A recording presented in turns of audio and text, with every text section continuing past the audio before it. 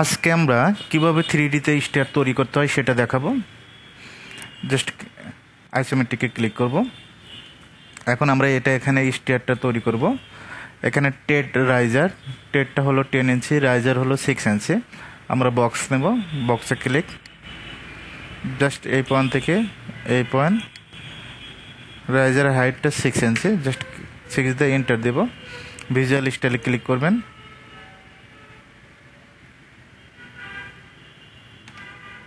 ওকে, এখন আমরা এটা কপি করব। সিপি লিখে এন্টার, কি লিখে এন্টার? সিপি লিখে এন্টার, জাস্ট ফার্স্ট পয়েন্ট থেকে সেকেন্ড পয়েন্ট এভাবে ক্লিক করবেন। যতগুলো ট্রেডের ড্রাফট আছে সবগুলো দিয়ে দিবেন। Just click 1 2 3 4 5 6 7 8 9। আপনার যদি 10টা ধাপ থাকে 10টা দিয়ে দিবেন। ওকে, জাস্ট ক্লিক করব, ভিউটা চেঞ্জ করব। আপনি আপনার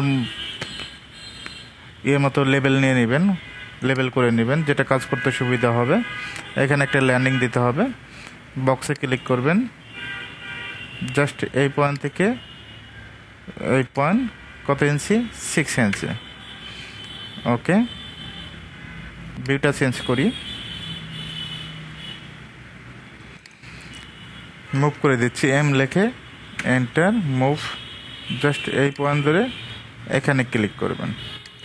ওকে, এখন এই পাশে এটা করতে হবে। আমরা চাইলে এখান থেকে কিন্তু কপি করতে পারি। আমরা দেখেন প্রথম থেকে দেখাই।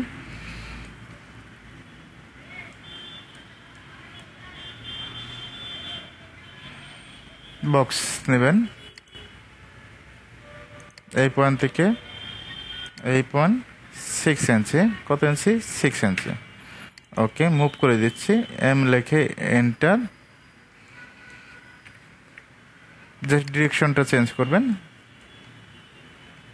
ওকে, এখন সুবিধা হবে। এম লিখে এন্টার, মুভ করে দিচ্ছি।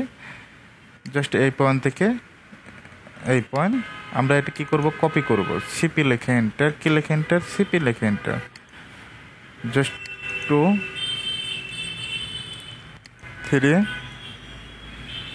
4 5 6 7 8 9 10। এখান থেকে আমরা জাস্ট অরবিট দিয়ে ঘুরাতে পারবো। এখান থেকে অরবিট, এখানে অরবিট নামে একটা অপশন আছে।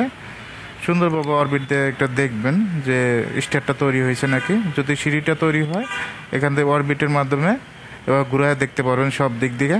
এভাবে চাইলে খুব সহজে আপনি যে কোনো স্টার তৈরি করতে পারবেন।